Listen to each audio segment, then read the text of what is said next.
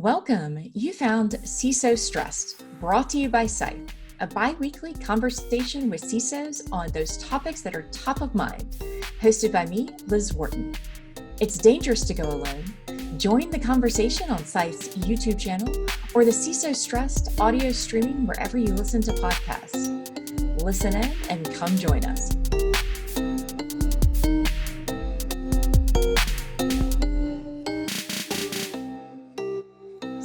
Welcome. You found CISO Stressed, brought to you by Scythe. I'm your host, Liz Wharton, and joined today by Mitch Parker. And Mitch, I encourage everyone to go read your full bio in the show notes, but I have to admit, you have a special place in my heart because my sister is a alumnus of IU.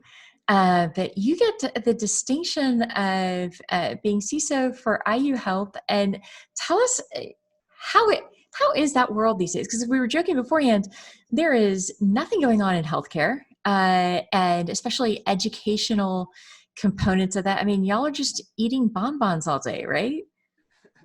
I wish we were eating bonbons. Sadly, we're not. These days have been chock full of a lot of adventure. So with the obvious issue of having a global pandemic going on, we've also had the issue of we're one of the few health systems treating as many patients as we are and having to deal with a significant restructuring simply because COVID. We took a large amount of our workforce and moved them out of the office and into their houses. So it's been a very interesting past few months. And also when you throw on top the sheer number of cyber threats that we've had to deal with in the past few months, and just the number of scams that our organization has had to address, then that adds a little bit on top as well. But the big cherry on top lately has been just the huge amount of attacks that other organizations are getting. And every time there's a major attack, what we do in our organization is, even if it isn't ours, we do a root cause analysis of it. The reason we do a root cause for other people's attacks is because we want to know what went on. And what we're finding is a lot of these attacks that are out there happen, they're not sophisticated attacks. So we've had to do a lot of work chasing down items to make sure that we're protected against even the most basic attacks, because even those are causing some of the larger issues we read about in the paper. So another big area of challenges we've had is dealing with third parties, dealing with the number of risks that we had to deal with, and just also dealing with the third parties having a massive shift in business as well. And that's a factor we don't talk about enough, which is all our third parties, even the ones that do business outside the United States, they all send their people to work from home too.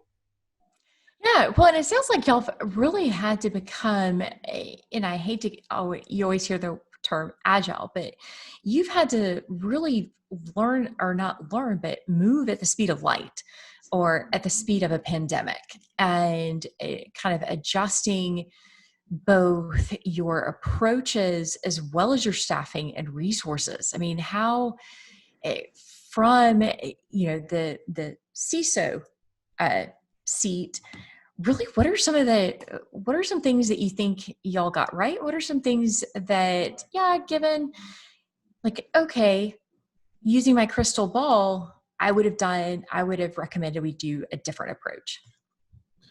I think the biggest thing that we got right was we had planned to staff up our third-party risk team before this all hit. So we were able to execute on getting new analysts in to be able to deal with the additional third-party risk. And again, that was just huge because, again, with the health system, it's not like everything stopped with COVID. Well, for health, it kind of did. But we started ramping back up and reopening. Activity got close to 100%, and we still had COVID. So we've got 125% allocation and maybe 80 to 85% of the workforce fully engaged, because again, when you have people work from home, and they're doing e-learning, they got the kids around, they're not going to be 100% engaged. No, and it's a much different story of, even with incident response, when you don't have the teams right there at the ready, that maybe they are sheltering, or they're located elsewhere. They don't have access to their equipment. That, oh, it's in my office. Well, I can't get into my office, but I need to come to your location. So how did those conversations flow? We actually really didn't have any of those issues because most of our organization already had the remote access technologies in place. A number of people on my team were already working remotely at least 1 or 2 days a week. So it's like you had to tell them, you're going to be working from your home office 5 days a week instead of 2. Yeah. Well, and that's great. So it sounds like you'll, whether intentionally or unintentionally, had the resilience kind of built in, that it really wasn't that big of a shift. So what are some of the things that, okay, hindsight being, or if you were building out the playbook, you would actually put in like the lessons learned? I think the biggest thing I can possibly think of is we just, again, I'm just trying to think what we could have done better. And I think the biggest thing that we could have done better was to basically shift the work we were doing earlier on in the project. Earlier on in the pandemic, I mean, we had to very quickly adapt our third-party risk model to address basically things being brought in for COVID. We had a bunch of IoT and medical devices that we had to bring in, and we had to very quickly come up with a model that says, we know that they're not going to be 100% secure, but how do we get them reasonably secure? And that's certainly something that, a topic, the IoT devices, and particularly in healthcare. I mean, it just front of mind legislatively, uh, between US, Europe. I know the UK is taking up that. How how easy is it? Because it's not like you can, like, okay, if this defibrillator or this other piece of equipment isn't secure, it's not like there's something readily available to replace it with. How do those conversations? What can you do to mitigate some of those risks? Basic thing is to understand the use case for what it's being used for and to make sure that it can be used for that use case and nothing more. I think that's a big challenge that we have because there's always a saying I have, and it's got a network port on it. Within 6 weeks coming in, someone's going to be asking for an IP address for it, or going to be asking for it to be added to the DHCP pool. So you have to anticipate that, and you can't just say, well, it's going to just work. It's going to just work. You have to plan for things, and I don't think that healthcare as a whole has really done operational planning or basically a lot of project management good service. And what I've observed in healthcare, it's a joke that I make, that people see the larger health systems putting in a product or doing something, and then what they do is they try and replicate it in every other health system and say, so and so did this, we can do it too. But they'll talk about doing it. Meanwhile, the organization that put it in is a 2,000 plus person IT department. So you're saying, yeah, I was gonna say, so you're saying just because I can watch gymnasts, figure skaters, or even race car drivers do amazing things, that I can't go sit in my car and without any training, without any of the planning, do the same? That is Yeah. shocking. You're saying I need to have put in the hours of practice and planning. Yes. And I'm saying I had a phone call at 1:00 today where literally somebody said, I want to put this thing on our network because this large healthcare institution east of us did so. And their reason for doing it was so-and-so did it. So if that doesn't work with children, if it doesn't work in any kind of athletic, well, the neighbors did it, but how do you level set internally to say, okay, I mean, because that is part of the CISO role is you have to wear different hats. And so how do you kind of put on that parent hat of, well, let's level set that without offending or insulting, to keep the relationship there? In one case, this happened. It would involve some credit card processing devices. Somebody made a comment. Well, so and so, large health system in Minnesota, runs this in their gift shop. I'm friends with their CISO. Gave them a call, asked what they were doing, came right back and said, not only are we doing this, but these are the differences between this large healthcare institution and us, and this is what we're doing to mitigate the vulnerabilities. And also, by the way, they have significantly higher staff and they have these other challenges. So what you have to do is you have to let people know this is we all can't be such large institutions. These are our challenges that we have to face. This is what we can do. And I come right out and tell them exactly what the truth is. And I level set with them as much as possible. And most of the time, people are actually reasonable about that. Well, it sounds like you do a great job of communicating these are the challenges, but also leveraging your own network and having built out kind of those relationships so that you can call another CISO or another organization, and just say, hey, like, can we talk, like, what were some of the, like, that you had those open, honest communications? And that seems really key to being successful. Absolutely. And again, that's one of the big things. And I didn't realize this. And this is one of those things I regret not doing the first 3 years I had this job. I worked for an organization that had a distrust of outsiders. And so networking with my peers was not encouraged. However, in 2012, I decided, hey, I'm actually going to try and talk to some of my peers. Started talking to them and ended up being incredibly valuable.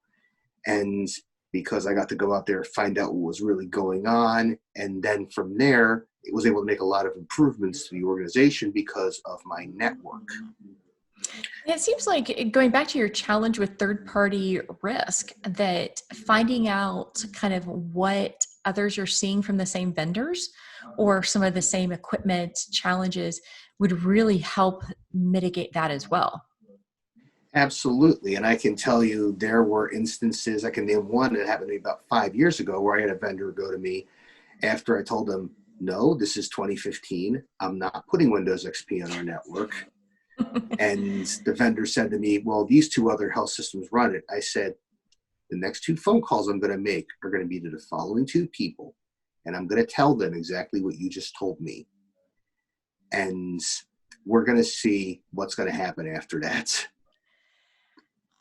Well done and well played. I mean, again, going back to the children, and that's not a full accurate analysis, but at the same time, it's like, well, all right, you've presented this information.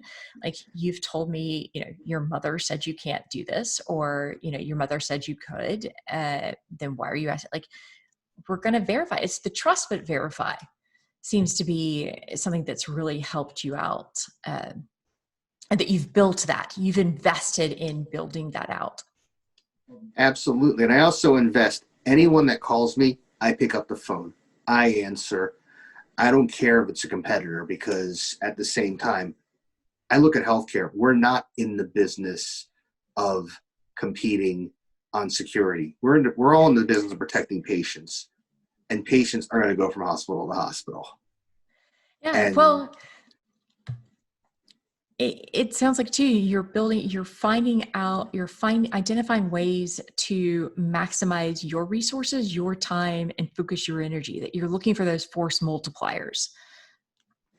absolutely. And I can also tell you, there's also a very big thing in healthcare. It's called benchmarking. A lot of our senior executives won't talk to you unless you've done benchmarking against similar sized institutions.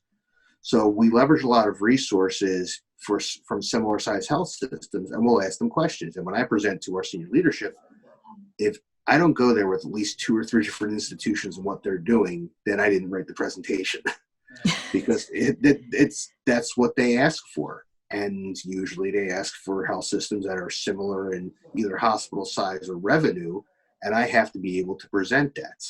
So that's a challenge that I have. And a lot of the time I found a lot of the larger health systems are very, very similar in how they conduct business.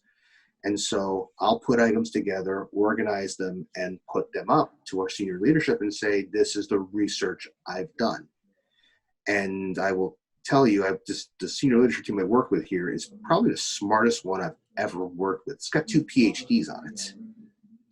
Well, and again, going back to y'all built that trust. You've had those, you've built that relationship, and you've invested in the communication channels and invested in building out that trust, both internally as well as within the community. I think that's a great kind of takeaway nugget. It seems like lessons learned that others, if they haven't already put in their playbook, should. Yes, and again, for us, communication is everything. And I will talk to my team on a regular basis. And what I talk to them about is if you can't explain it in 30 seconds and you can't explain how it aligns with our mission and values, then you don't know what you're talking about. No, that's awesome. Well, so one of the things we try to do with each of these CISO stressed is stress spelled backwards as desserts. And, I'm sure as y'all have and build out, I mean, part of the relationship building is finding commonalities. So we want to end each conversation on a happy note. And so, if desserts are a way to cap off a meal, a way to celebrate, or in some cases, just toast the end of a day, what are some of the things that you do, or what is your version of desserts, either recipe or just how do you cap off a day? Well, I'll tell you, a year ago, I wasn't any good at cooking dinner. And I make dinner now almost every night at my house. Well, what is your go-to recipe? Share, do tell. So I like making steaks, and Okay. my wife likes it too. So it's a little bit different because I got 5-year-old twins, and they're a little bit more fickle eaters. I can't give them everything my wife and I eat because they're picky eaters. So Yeah. I got to make their dinner first, and when I make their dinner, very important, you have to have the dessert on your plate because if you don't, you got two very upset kids. Yeah. And twins, they'll gang up on you. I Yes. mean, you got to keep that. So, all right. Question is rare, medium rare, well done, charred. What? Uh, I I do medium, and I will tell you it's a good thing. Other reason I like doing it is because I'm sitting in a chair most days, and being up and around and running around my kitchen for an hour or two, that really helps me out a lot because it keeps me moving. And I used to walk from building to building when I actually use my office. Now I can actually do something that's kind of an analog of it. At the same time, I can spend some time with my family. And then, of course, I have to end every day with I read to my kids before they go to bed. And that's one part of my day I always look forward to is I do read them. I do read them a couple of books before bed. And I'll be honest, put a plug in for a couple of my favorite computer hacking books. There are Please. two of their favorite books are Three Little Hackers and M is for Malware. I love it. I love it. Well, I'm just glad that you didn't point out the book, even though it has a very happy ending. But the one, Unicorns Are the Worst. I would disagree with the title, but no, it sounds like you have found the perfect way to build out the trust but verify and have those communications, but also the perfect way to cap off the end of your day and adjusting, adapting and being agile both at like with work and with your approach. So thank you so much. And where can people contact you to, get more of your insights and engage further? So you can find me at Mitch Parker CISO on Twitter. You can also find me on LinkedIn. And I'm MB Park on Instagram.